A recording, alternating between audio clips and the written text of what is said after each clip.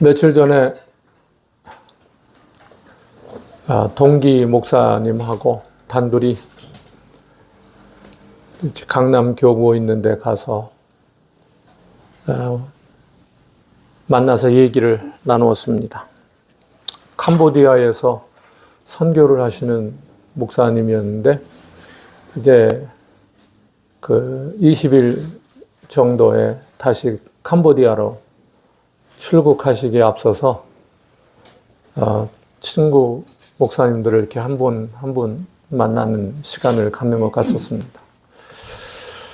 그 목사님하고 얘기를 하고 있는데 그 목사님이 이런 얘기를 하더라고요. 그 아들이 좀 떨어져서 살고 있는데 얼마 전에 만났는데 표정이 좀 좋지 않아서 이것저것 얘기를 하는데 한 4시간 정도를 얘기를 했다는 거예요. 근데 가만히 이렇게 계산해 보니까 자기가 3시간을 계속 얘기를 했다는 거예요. 그래서 순간 이거 꼰대 같은 그런 생각이 아들이 그런 느낌을 받지 않았을까? 막 이러는데 아들이 얘기 다 끝났는데 아버지 오늘 집에 가도 될까요? 이러더라는 거예요. 그래 원래 언제든 와라. 그래 오늘 가자 그랬는데 갑자기 집에 가더니 아버지를 꼭 끌어안아 주더라는 거예요. 그래서 그 친구 목사님이 저에게 물었어요. 야, 내가 막 3시간 꼰대처럼 막 얘기를 했는데 왜 아들이 저런 반응을 보일까? 이렇게 물었어요. 그래서 제가 이렇게 대답을 했습니다. 야, 너는 막 사람을 보는 눈빛이 너무 따뜻해. 아마도 지금 나를 바라보는 그 따뜻한 시선으로 네 아들을 3시간 동안 바라보면서 얘기를 했을 거야. 그렇게 얘기를 해줬습니다. 따뜻한 시선. 누군가를 바라보는 이 따뜻한 시선이 바탕이 되어 있다라고 한다면 그의 입에서 나오는 이야기가 따뜻함을 묻혀서 나오는 말일 수밖에 없다라고 얘기를 해줬습니다.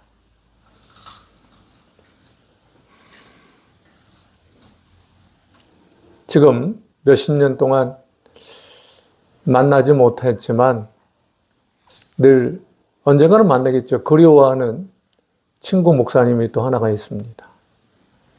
안동 하회마을 근처에서 목회를 하시는데 얼마 전에 좀 시간 됐죠.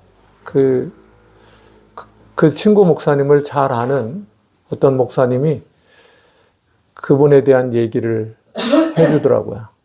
다른 게 아니라 그렇게 아들이 속을 썩였대요. 이 고등학교 1학년 때 가출을 했는데 계속 경찰서에서 연락이 오는 거예요. 부산경찰서에서 연락 와서 아드님 때문에 오셔야 되겠습니다. 또 진주경찰서에서 연락 오고 계속 연락 오는 거예요. 근데 어느 날, 그것도 10년 정도가 지난 어느 날, 새벽에 문을 두드리는 사람이 있었다는 거예요. 그래서 이 목사님이 나갔더니 아들이 10년 만에 찾아와서 무릎을 딱 꿇더니 아버지 죄송합니다 하고 아버지를 쳐다보더라는 거예요. 그래서 아들을 품어 안고 말없이 1시간 이상을 울다가 이제 아들과 함께 방에 들어와서 아내 보고 식사 준비를 하라고 그래서 새벽 2시에 상을 차려서 아들을 먹였다고 해요. 그리고 나서 이 아들이 정말 성실하게 잘 생활하고 지금도 많은 사람의 칭찬을 받는 그런 삶을 살고 있다는 거예요. 근데 어느 날 아버지가 궁금한 거예요. 야, 너 그때 어떻게 그렇게 돌아오게 됐니? 라고 물었더니 이 아들이 이렇게 대답하더라는 거예요. 경찰서마다 아버지가 찾아오셨을 때 아버지는 딱 한마디만을 했다는 거예요. 밥 먹었니?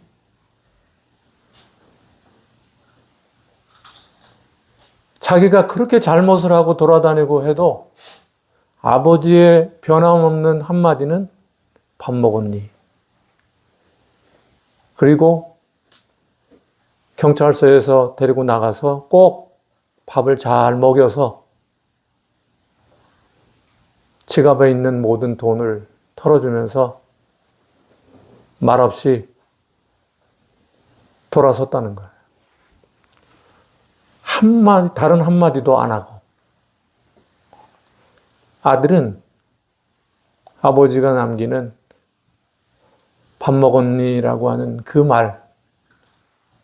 말이 결국 그 삶을 움직이고 바꾸는 한마디였다라고 얘기를 했답니다.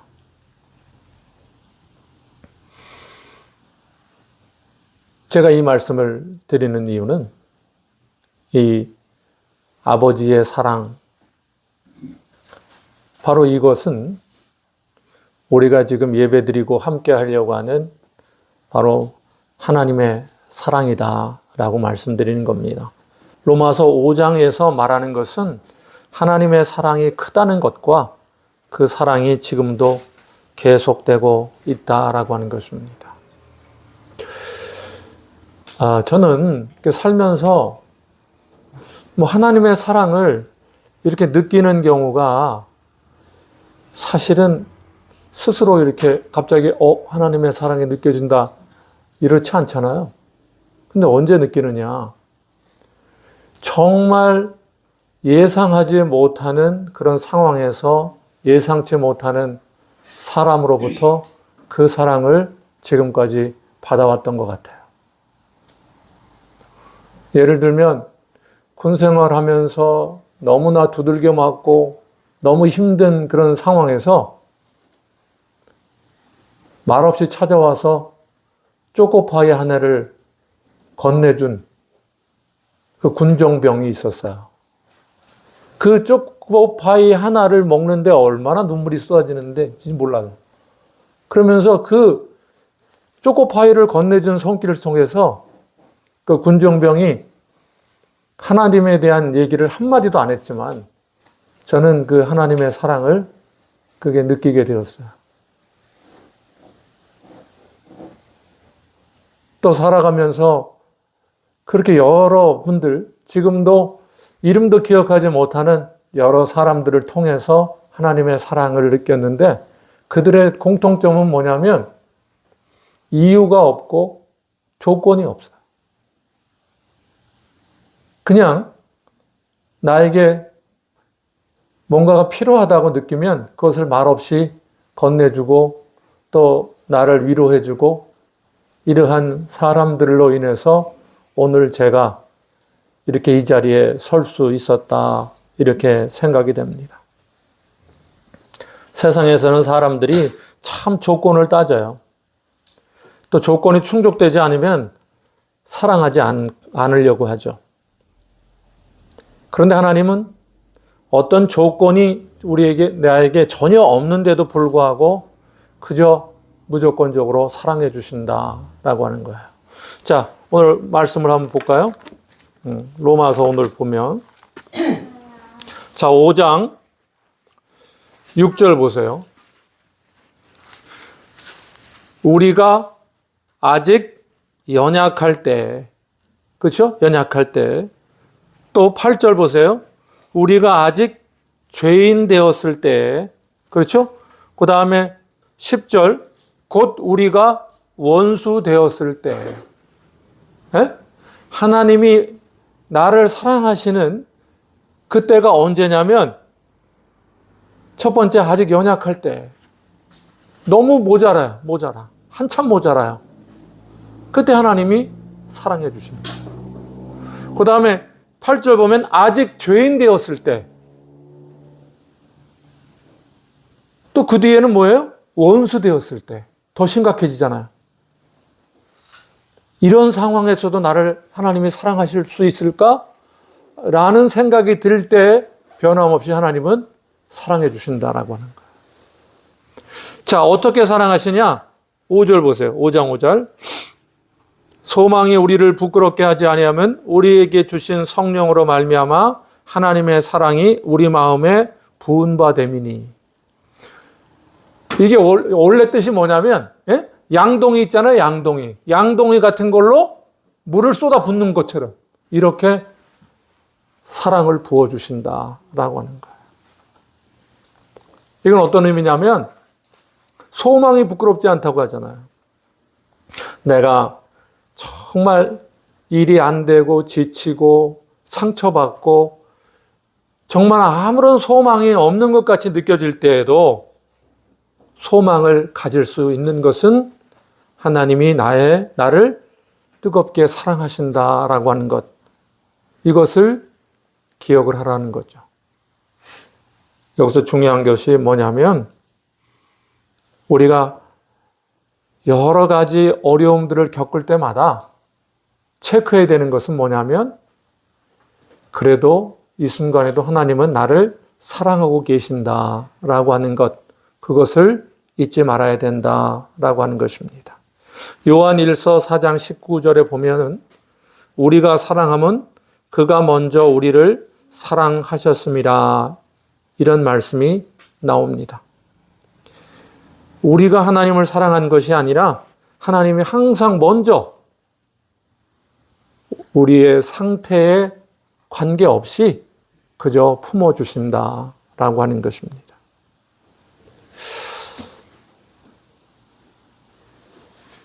사랑하는 성도 여러분, 자기애가 무섭습니다. 그저 자기 중심적이고 자기만 아는 사람들은 결국 다른 사람에게 상처를 주고 맙니다. 그리고 폭력적인 모습을 보일 수밖에 없습니다. 하나님이 먼저 사랑하셨다라고 하는 것은 우리가 어떤 상태에 있든 관계없이 변함없이 우리는 사랑받을 존재라고 하는 것, 그것을 늘 일깨워 주시고 실제로 그렇게 사랑해 주신다라고 하는 것입니다. 사랑하는 성도 여러분, 하나님의 사랑을 경험하면서 살아가게 되면 자신도 모르게 그 사랑이 다른 사람에게로 흐르게 된다라고 하는 것을 우리는 꼭 기억을 해야 됩니다. 하나님의 사랑을 정말 받은 사람은 결국 세상 사람들과 다른 모습을 보일 수밖에 없습니다. 하나님의 사랑에 압도당하기 때문에 그저 처음 본 사람인데도 자꾸 그 사람을 귀하게 여기고 또 내가 뭐 베풀어 줄 사랑이 없을까라고 생각하는 거예요. 저 사람이 너무 소중한 사람 같다라고 하는 느낌이 들고 내가 그럼 저 사람에게 뭔가 해줄 수 있는 것이 없을까라고 생각하게 되고 뭐 하나라도 베풀려고 하게 된다는 거죠. 왜냐? 그 사람 안에 이미 하나님의 사랑이 가득 차 있기 때문에 그렇다라고 하는 것입니다.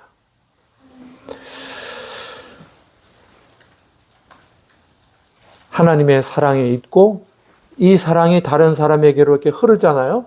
그러면 갈수록 친밀해진다라고 하는 것입니다. 그리고 그런 사람은 기도할 때에도 그 친밀함이 나타난다라고 하는 거예요. 그러니까 하나님의 사랑을 받고 그 사랑을 정말 체험하면서 살아가는 사람은 기도가 달라진다라고 하는 거예요. 뭐냐면 정말 저런 말도 기도를 해? 할 정도로 정말 자기 답답하고 힘든 것들, 그러게 그냥 여과 없이 자기 입술을 통해서 나온다는 거예요. 어떻게 저런 말도 해? 저게 기도야?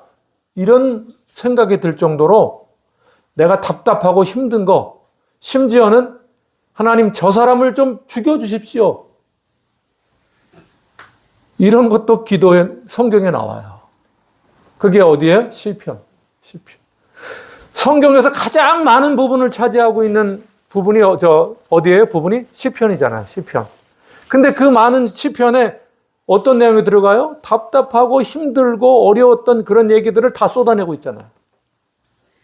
어찌 보면 이 시편은 하나님의 말씀이 아니에요. 하나님을 향한 우리의 간절한 마음들, 고통, 아픔, 슬픔, 이런 것들이 다 드러나고 있다라고 하는 거예요. 그만큼 하나님과 내가 더욱 관계가 깊어졌다라고 하는 것을 시편에서 보여주고 있는 것이다라고 하는 거예요. 하나님을 체험하고 사랑하면서 봉사하잖아요. 다른 사람을 섬기고 또 식사도 함께 하고 이럴 때는 보면 자기의가 없어요.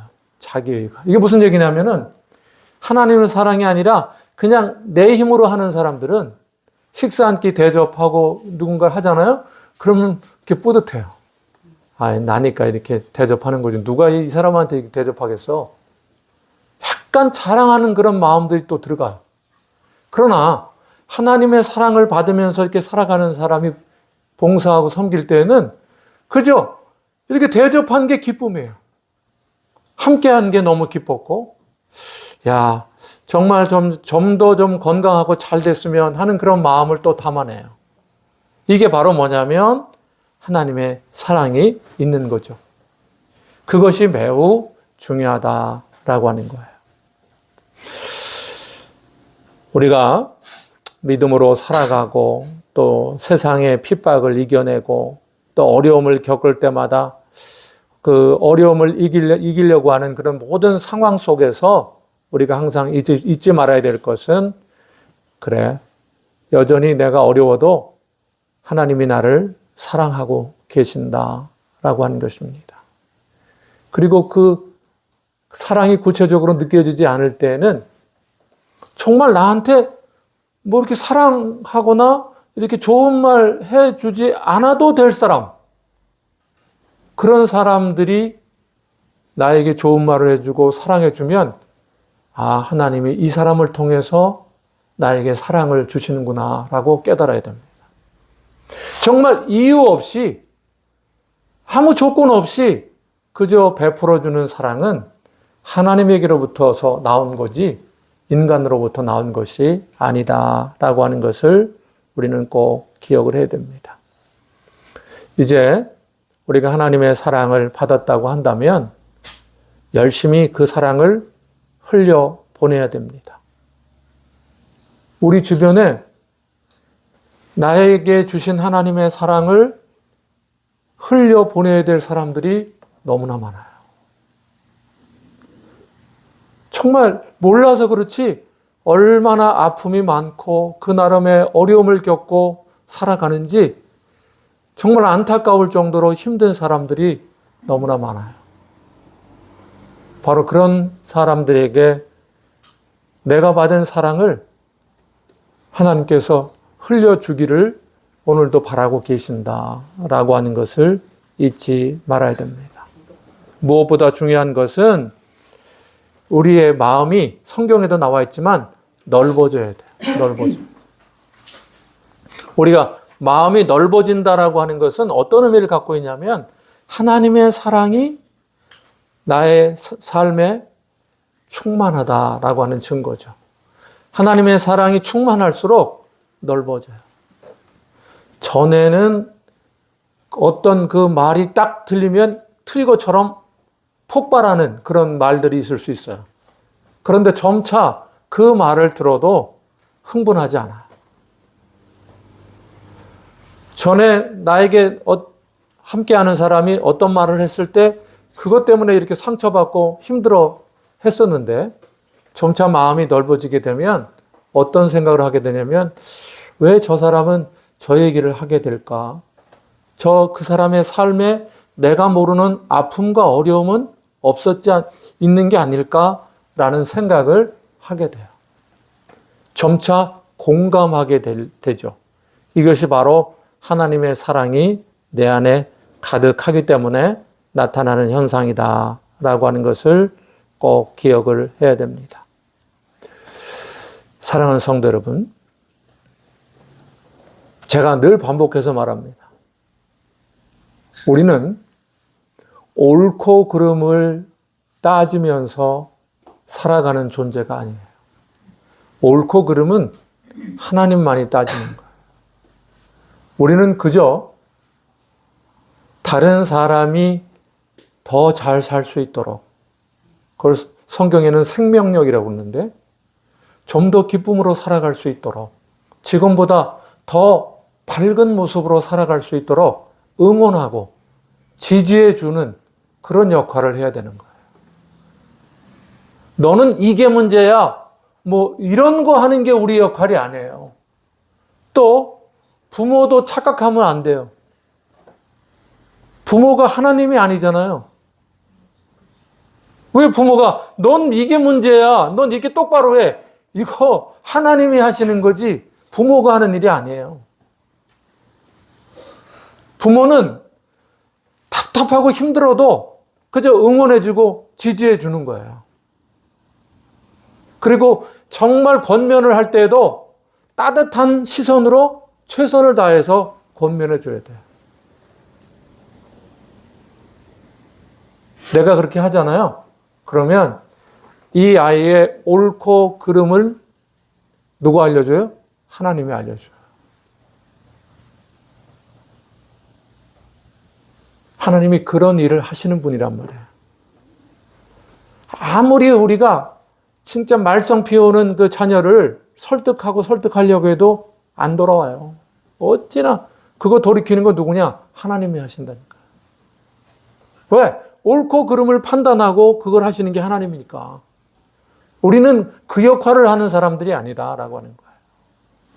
그저 말없이 묵묵히 네가 얼마나 하나님께 사랑받아야 되는 소중한 사람인지 그것을 내가 보여주는 역할을 하는 거예요.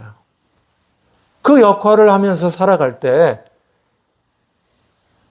우리가 함께하는 그 삶의 모습이 얼마나 바뀌겠어요. 우리 자신을 잘 돌아보고 나는 정말 사랑받으며 살아가고 있고 또 내가 받은 사랑을 나와 함께하는 사람들에게 열심히 베풀고 살아가는 것, 그것이 나의 삶의 가장 소중한 의미다라고 하는 것을 늘 기억하며 살아가는 거예요.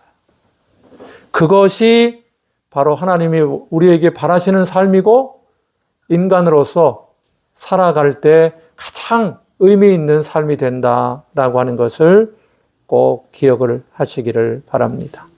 말씀을 마치겠습니다. 늘 제가 반복하죠. 우리는 세상 속에서 어려움이 있어도 그것을 넉넉히 이길 수 있는 사람들이다. 왜요? 왜? 성경에서 뭐라고 말씀했어요? 모든 일에 우리를 사랑하는 그분이 있기 때문에.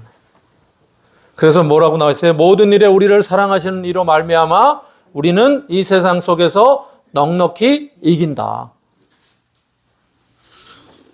뭐가 이겨요? 사랑이 이기게 한다라고 하는 것 꼭 기억하시기를 바랍니다. 기도하겠습니다. 아버지 하나님, 오늘도 너무나